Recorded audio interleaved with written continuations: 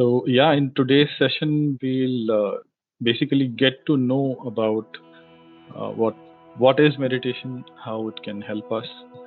So let me just give you a very basic glimpse of what is meditation, and you'll actually realize that it's something very fundamental, very simple. Uh, the first word that we see here is meditativeness, and I've defined it as a state of inner well-being that manifests as mental clarity, emotional calmness, and stability. So, inner well-being becomes tangible when we actually feel that feel clarity within, and we feel calm, and we feel mentally stable. So that is a state which is caused by, like, it has been given a name, meditativeness. The root of this word is pretty similar to the root of the word medicine, that is medicina, the Latin word, which simply means healing. And if you pay attention to it, healing, like when we are healing, we are not getting something extra. We are simply moving back to our factory reset settings, how we were, like before things got spoiled, or before things got complicated, how we were, the simple self. Healing simply takes us back to our default setting. Even medicines are meant to do that only. That they take you back to your state of health, which is how you came to existence in this nature. So meditativeness is that particular state. If I were to draw an analogy, just imagine a mobile phone that is straight out of the box. It still runs programs, but that is just for sustaining itself. That's how it works. It doesn't have temporary files, too many cache memory, and all those things that it gathers while we start using it. So just imagine that factory reset phone. That is the state of meditativeness for us. There is another term that we use interchangeably called mindfulness. So this is again, like, we are talking of the same state of being here, but it has been expressed in the form of others. So typically, our mind, it either the two extremes are, either it is towards oneself, either we can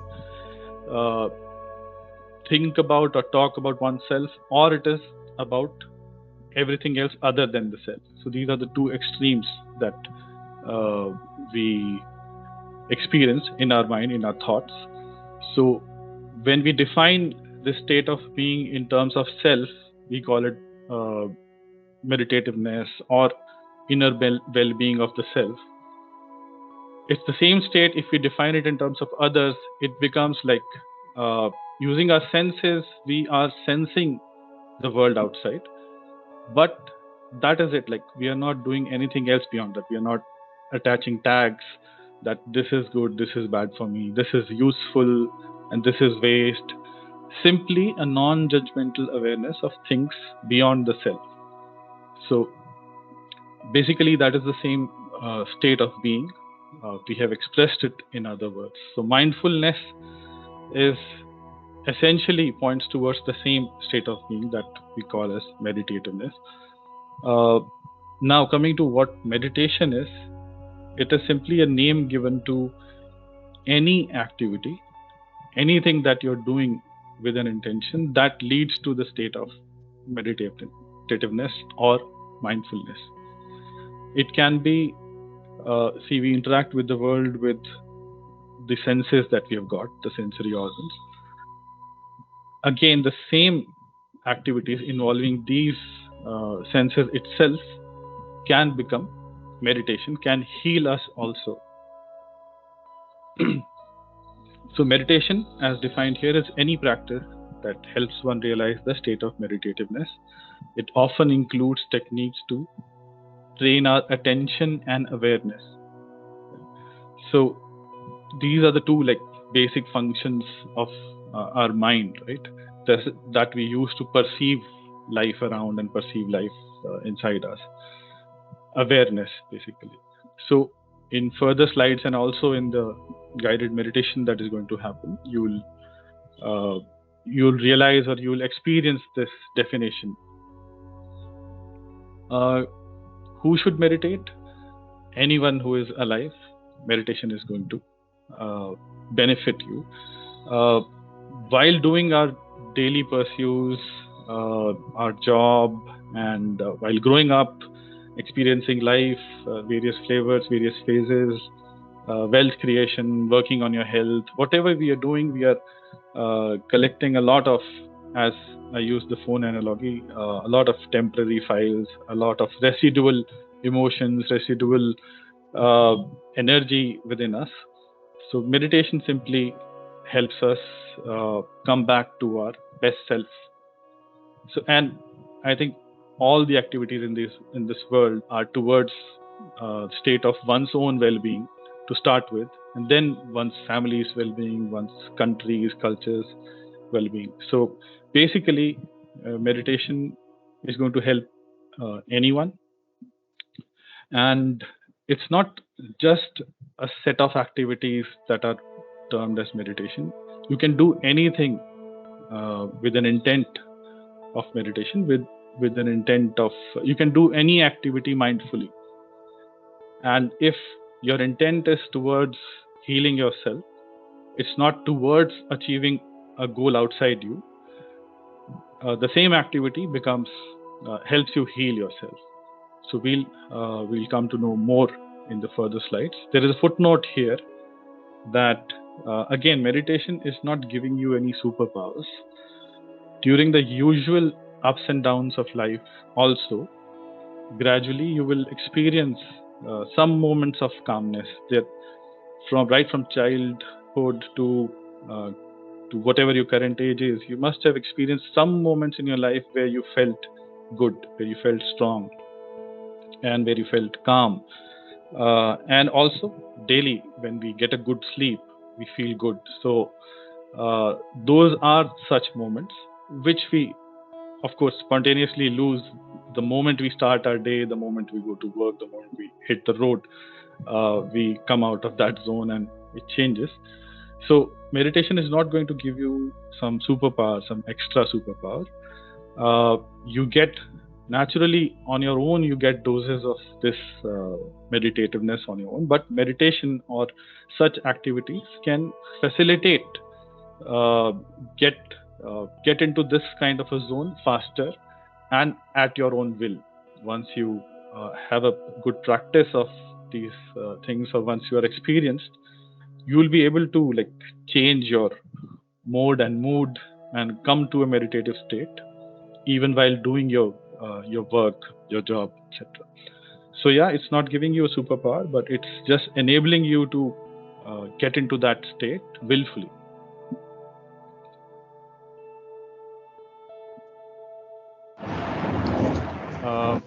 On the screen here, you're seeing some of the techniques of meditation, but it's not limited to this.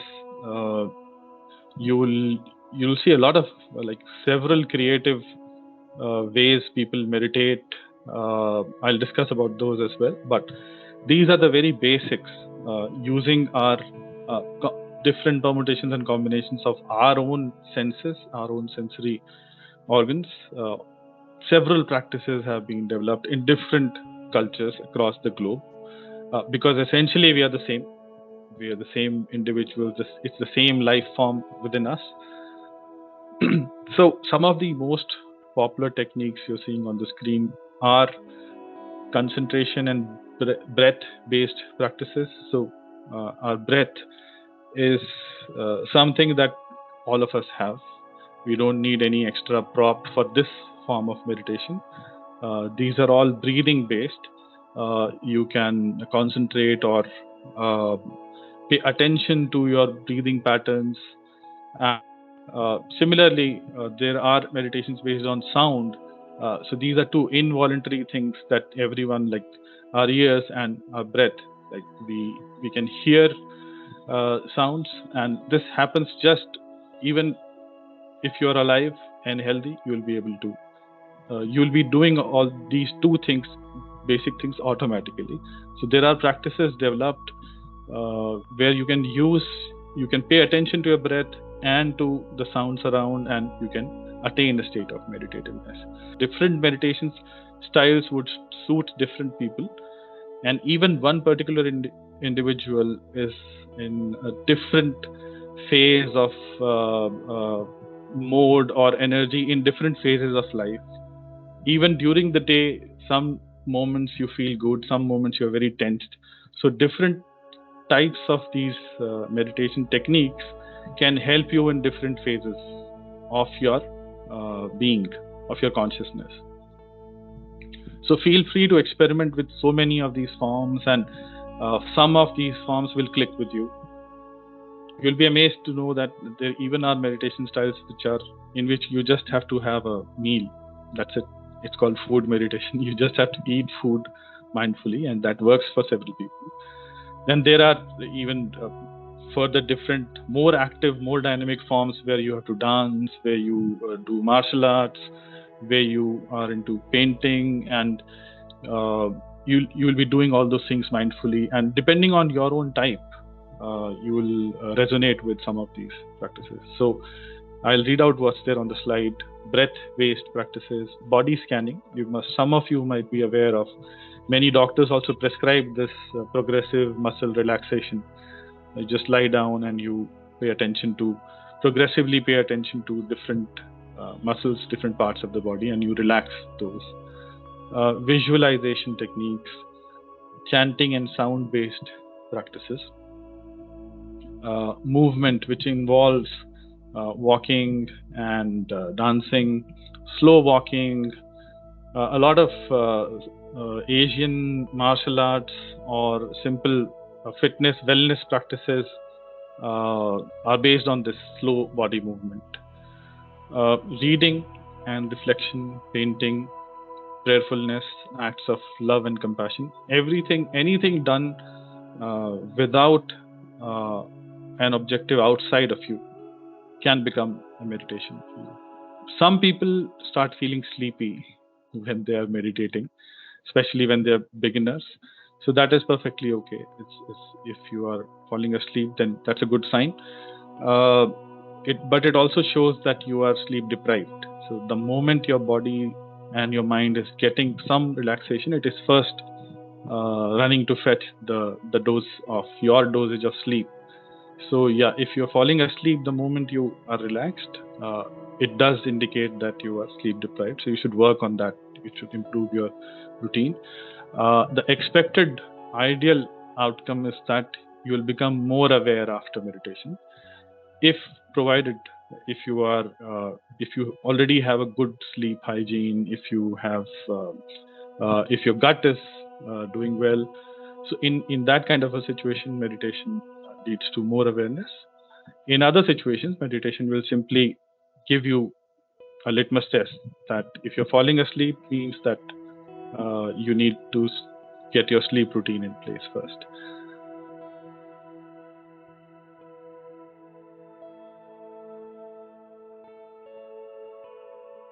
Yes, so Aditya, like one question. I think it is for the beginners. So there are several methods that you mentioned in the slide. So for the beginners, what should be the right method, and which method is the best for the beginners to pick up in the beginning to start with? So beginners, the first and foremost is that you need to realize from within that you are feeling a need to slow down, to meditate. So it's not like an external subject that you can take up to learn and to excel at. During your phase of life itself, you will have a realization that there is some kind of an overwhelm, and I'm feeling a need to slow down.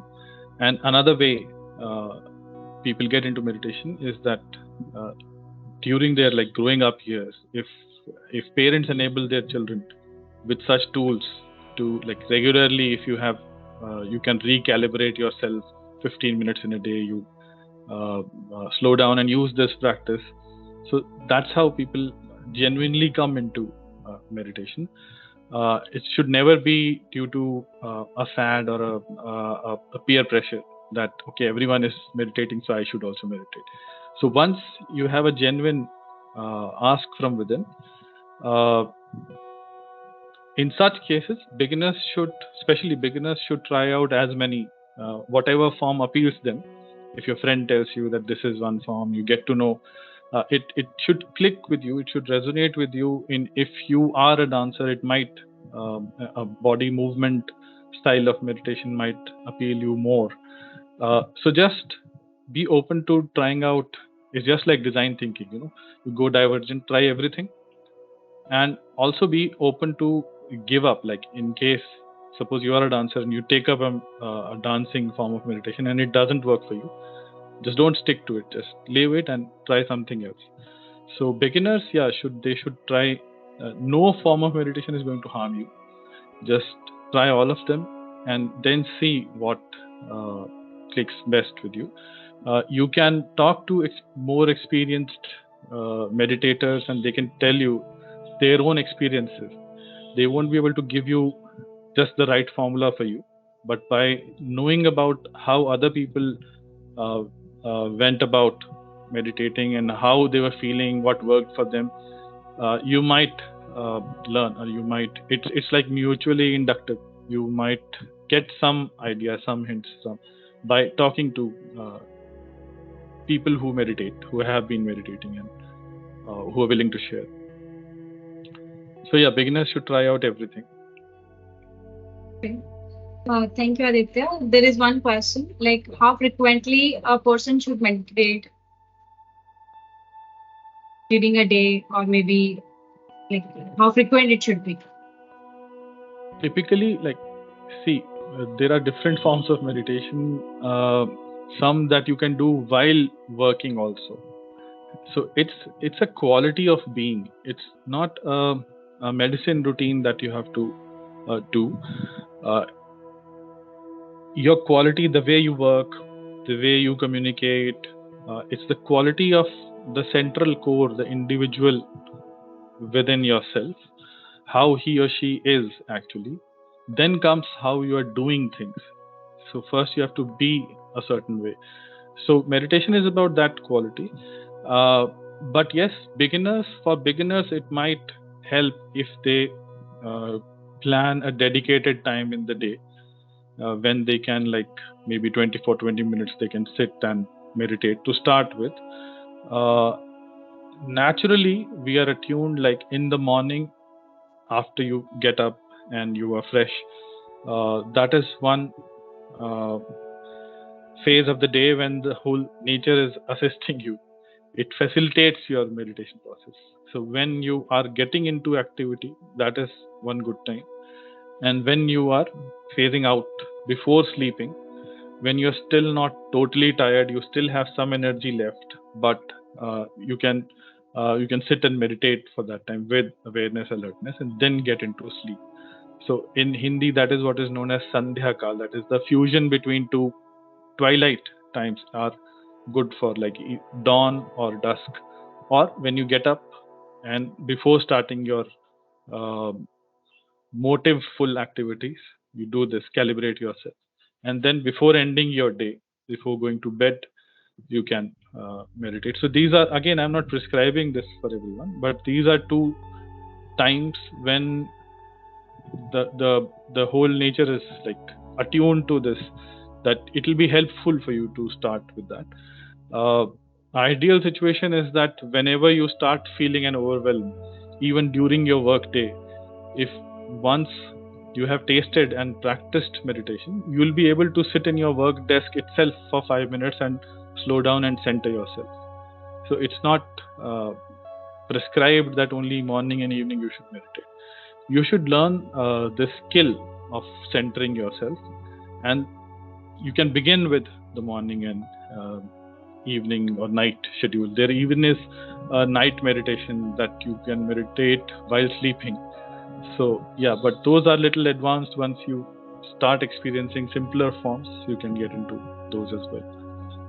I hope this helps. Okay, thanks, Aditya. There is one question about breathing exercises, like anything that you tried or saw the results from the breathing exercises of meditation. So there are two things here. People confuse it a lot. Breathing exercises comes under the category of pranayam.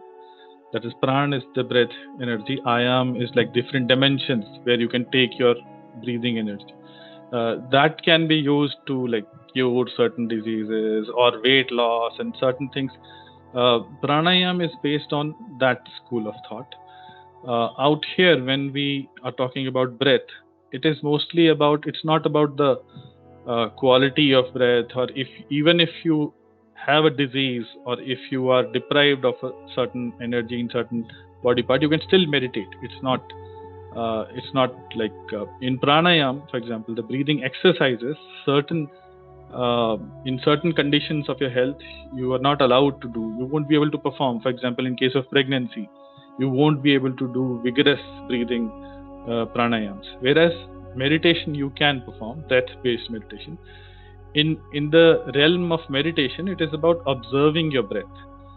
So, see, our mind, it cannot stop. It always works. So, it always observes, reads, gathers information.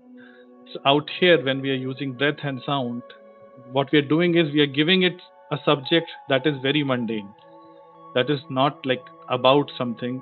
Breath comes to us naturally. It's not outside of us. We are giving the mind a subject to observe, which causes the least harm. So we won't judge our breath, right? So that is how we are using the breath in case of meditation. So yeah, if you are asking if I have experienced any benefits, so yeah, definitely the biggest benefit is that you don't need any kind of prop.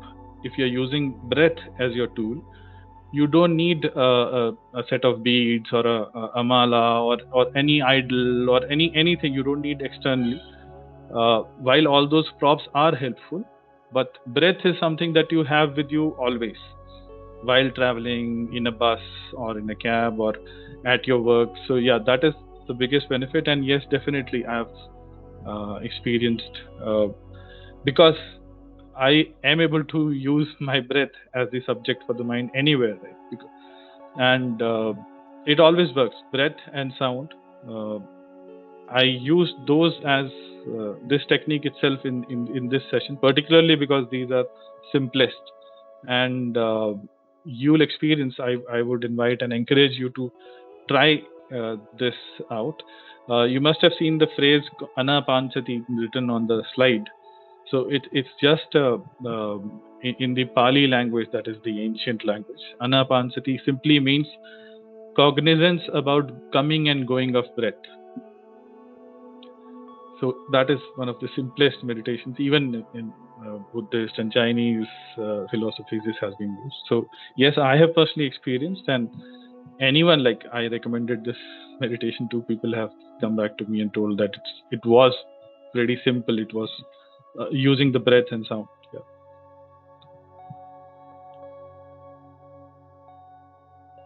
Okay, so there are no more questions from the participants. So anything like you have, Aditya, to share with the audience? Uh, just Any advice or something? Yeah, sure. I just want to re-emphasize that it's something very simple, and meditation is about coming back to who you already are. So it's not an additional effort that we are going to do. We are simply going to unwind what we gathered. We are learning techniques here to, even we are not giving up what we have gathered. We are simply learning techniques to cut our strings for some time. For 20 minutes, I can um, disjoin myself from all that load and heal myself, and then come back again into the world and carry that load and do whatever we want. So it's simply calibrating oneself. These tools are for calibrating yourself, and healing and health, all these words find the same root, about like coming back to your nature. So, and you're seeing an example on the screen, like this is used in a lot of like Chinese proverbs and several Buddhist stories. Like, imagine a pond with clear water, and there is some turbulence. Suppose a bullock cart passes by, and then the mud again mixes into the water, and uh, there is turbulence, and the water becomes dirty for some time. So how can you like cleanse it? Is there anything that you can do? The more you try to suppress the mud, the more mud is going to come up. All you can do is sit and wait, and naturally the mud is going to settle and you're going to see clear water in some time. So that is what we are doing through meditation, is that we are taking some time out for our mind to settle, and then it will have a clearer picture of whatever you were doing, whatever was causing chaos. I'm not saying that it will solve your problem. It will just clarify your vision. So that is just a reminder, not an advice. It's not a task or it's not a skill to learn. It's maybe it's unlearning for a few minutes in the day. If you remember the story of Hercules, so Hercules has the earth on his shoulders and is feeling that kind of a stress and a load and a burden. So we are not asking you to keep the earth down from your shoulder. It's just reminding you that for some moments you can actually mentally disjoin yourself from all that stress, and suddenly you'll feel that you are rejuvenated to do whatever you're doing again. Yep, I just want to wish everyone well. Yeah, and feel free to reach out to me. Thank you so much, Aditya. I think we have already taken 10 more minutes. So thank you for your time and this session. It was very useful. Thank you once again. Even I would say the same. It was very useful, and even I felt really rejuvenated after doing that. That's really helpful. Thank you for Aditya for joining this session. You're welcome. Yeah. Thank you all for joining. Thanks again. Bye, everyone. Bye. Thanks, everyone. Thanks, Aditya, again. Thank you.